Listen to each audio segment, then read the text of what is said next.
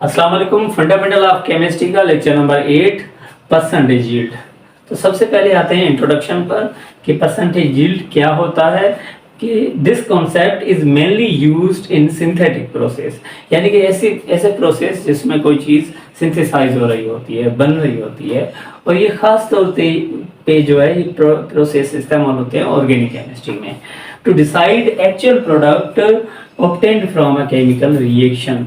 यानी कि जो एक्चुअल प्रोडक्ट हमें हासिल होती है वो मालूम करने के लिए हम इस्तेमाल करते हैं इस कॉन्सेप्ट को using stoichiometry of reaction and theoretical amount of product obtained. यानी कि यहाँ पर दो चीज़ें हम इस्तेमाल करेंगे to calculate theoretical percentage yield. उसमें स्टोइकियोमेट्री का इस्तेमाल करेंगे, जो हम पढ़ चुके हैं किस तरह से स्टोइकियोमेट्रिक कैलकुलेशंस की जाती हैं, लिमिटिंग रिएजेंट किस तरह से फाइंड किया जाता है, ठीक है, और उससे जो थियोरेटिकल यील्ड अमाउंट प्रोडक्ट बनने वाली है वो किस तरह से हम हासिल करते हैं।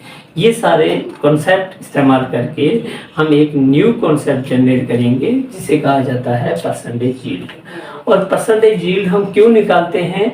We get percentage yield to know about the actual product from theoretical product, ठीक है। और इसकी जो एप्लीकेशन ये है कि it shows the efficiency of chemical reaction. यानी कि कोई रिएक्शन, कोई भी केमिकल रिएक्शन आप ले लें वो 100% एफिशिएंट नहीं होता, ठीक है, क्योंकि जो एक्चुअल में प्रोडक्ट बन रही होती है और जो हम कैलकुलेट करते हैं थियोरेटिकली उससे हमेशा कम होगी। तो कितनी कम होगी ये हम फाइंड करेंगे परसेंटेज यील्ड की मदद से। और इसको जो किस तरह से डिफाइन किया जाता है तो हम कहेंगे it is a ratio of actual yield of product to the theoretical yield multiplied by 100। किस तरह से? जो एक्चुअल यील्ड है उससे हम डिवाइड कर देंगे थियोरेटिकल यील्ड से और मल्टीप्लाई करेंगे 100 से, तो हमें हासिल हो जाएगा परसेंटेज यील्ड। अब इसमें जो एक्चुअल यील्ड है वो अमाउंट ऑफ प्रोडक्ट है जो एक्चुअली में ऑब्टेन्ड होता है इन द लैब, ठीक है। और थियोरेटिकल यील्ड किसे कहते हैं? तो ये maximum amount of product that can be obtained using stoichiometry of reaction. यानी कि स्टोइकियोमेट्रिक कैलकुलेशन को इस्तेमाल करके जो हम मालूम करते हैं कि कोई प्रोडक्ट जो है वो कितनी बन सकती है, मैक्सिमम लेवल पर कितनी बन सकती है पॉसिबली, वो हम फाइंड करते हैं, उसे कहा जाता है theoretical yield. For example A is reacting with B and forming C। तो यहाँ इस इक्वेशन में हम देखेंगे एक मोल जो है वो A का रिएक्ट कर रहा है B के साथ, ये रिएक्टेंट्स हैं, और जो C का एक मोल जो है हमें दे रहा है एज अ प्रोडक्ट, ठीक है। अगर हम लेते हैं 3 मोल लेते हैं किसके? A के 3 मोल्स, और 2 मोल लेते हैं किसके? B के, ठीक है।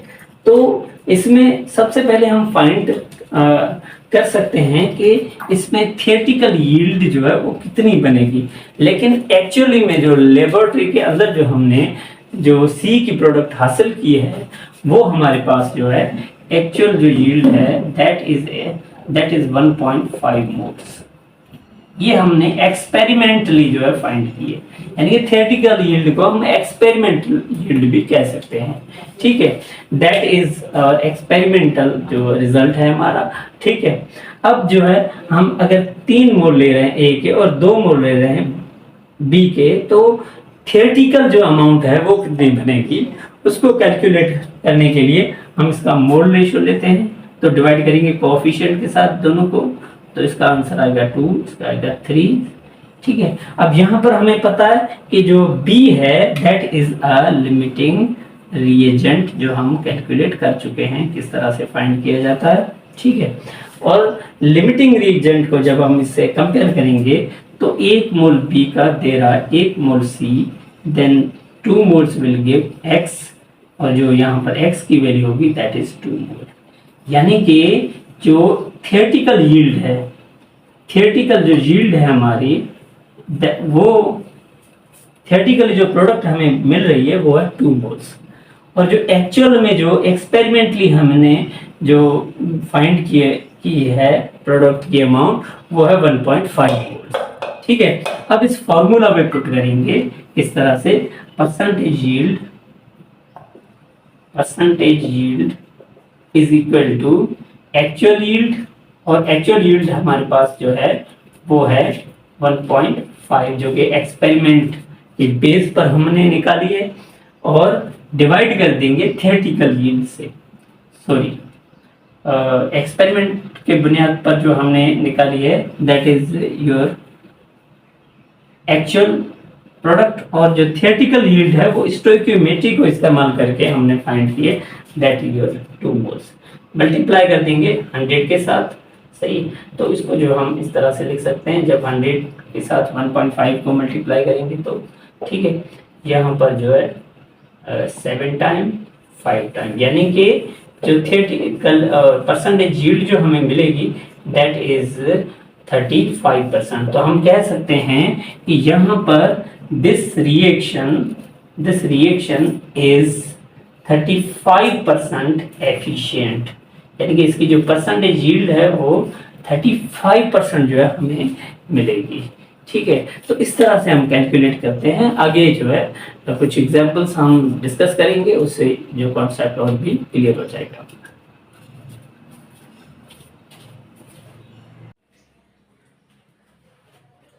Number 1, 33 gram of hydrogen react with 300 gram of oxygen. What is percentage yield? यहाँ पर अमाउंट दी गई है हाइड्रोजन की 33 ग्राम और ऑक्सीजन की 300 ग्राम, और पूछ रहा है कि जो परसेंट यील्ड होगा वो कितना होगा, जबकि एक्सपेरिमेंटली हमें जो प्रोडक्ट हासिल होती है वो है 250, यानी कि ये जो 250 ग्राम्स हैं they are actually actual yield, ये जो है एक्चुअल यील्ड है हमारा। ठीक है, तो हमारे पास एक्चुअल यील्ड जो है वो पता है, दैट इज एक्चुअल यील्ड जो है इज 250 ग्राम्स दिए गए हैं। ठीक है, अब हमें फाइंड करना है theoretical yield. Same limiting reagent का यूज करके स्टोइकियोमेट्रिक रिलेशनशिप्स अप्लाई करके हम जो फाइंड करेंगे कि इसका जो थियोरेटिकल यील्ड कितना है। तो सबसे पहले हम लिखेंगे equation that hydrogen reacting with water oxygen giving water, equation को करेंगे हम बैलेंस इस तरह से, और अब 33 ग्राम जो दिए गए हैं हाइड्रोजन के, ग्राम को जो है हम कन्वर्ट करेंगे मोल में, दैट इज 16.5 मोल्स। ठीक है, और ऑक्सीजन के लिए जो हमारे पास दिए गए हैं वो 300, अगर डिवाइड करेंगे 32 से मोलर मास से, ठीक है, तो इसका जो आंसर आएगा दैट इज एक्चुअली 9.73 मोल्स। ठीक है, अच्छा हमने सबसे पहले क्या किया, जो ग्राम में दिए गए थे उनको हमने कन्वर्ट किया मोल में। ठीक है, इस तरह से अब हम निकालेंगे मोल रेशियो इनका, यानी कि to get to know that which one is limiting reagent, इसमें लिमिटिंग रीजेंट कौन सा है। तो यहाँ पर जो मोल दिए गए हैं उससे हम डिवाइड करेंगे कोएफिशिएंट के साथ 2, और यहाँ पर जो मोल कोएफिशिएंट जो है, यहाँ पर जो कोएफिशिएंट है दैट इज 1। ठीक है, तो हम देखते हैं कि इसका जो आंसर आएगा वो इससे जो है ऑक्सीजन वाले मोल से जो है छोटा है। तो हम कहेंगे जो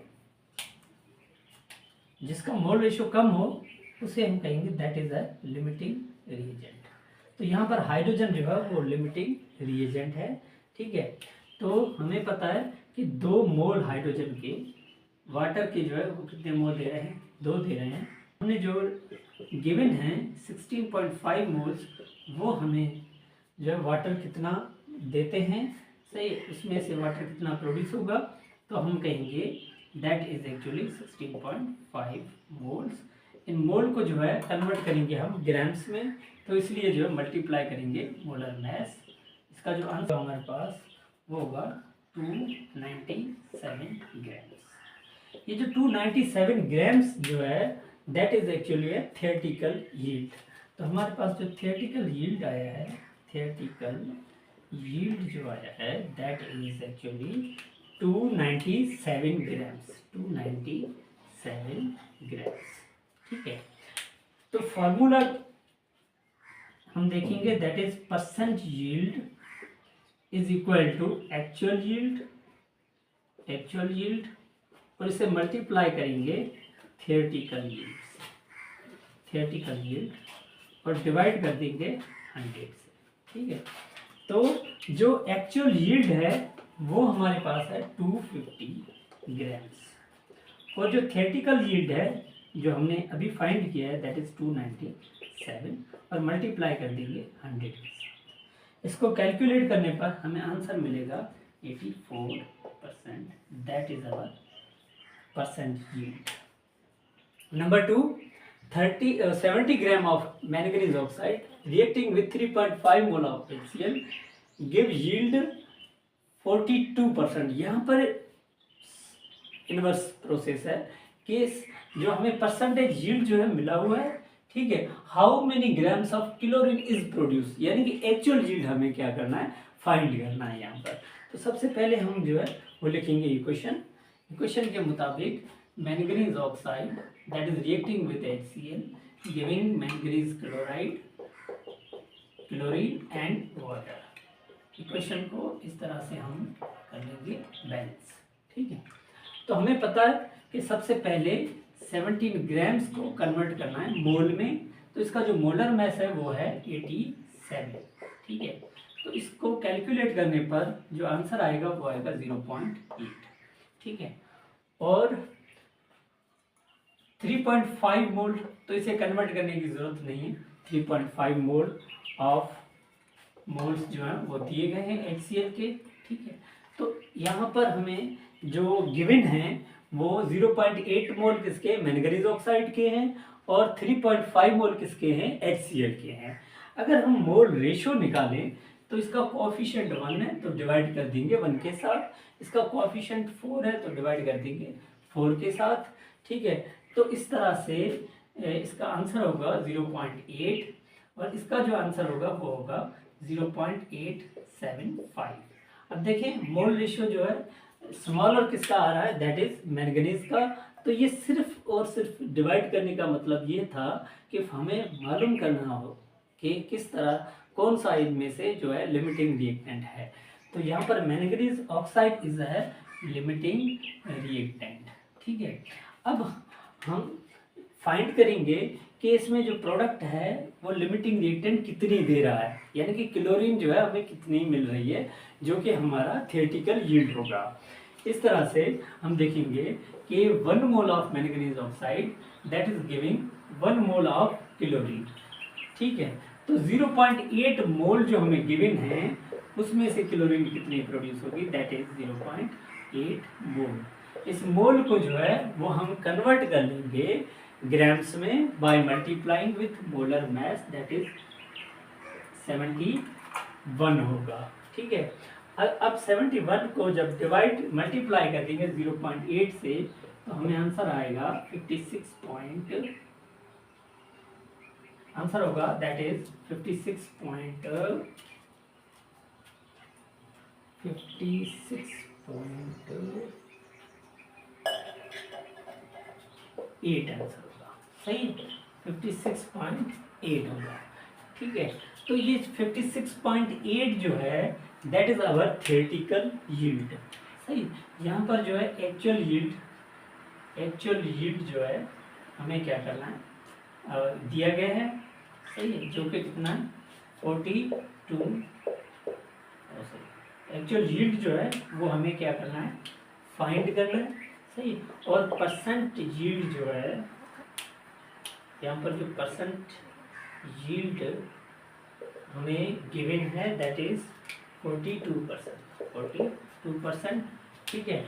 और थियोरेटिकल यील्ड जो है अभी हमने फाइंड किया, थियोरेटिकल यील्ड हमने फाइंड किया दैट इज 56.8 ग्राम्स, ठीक है।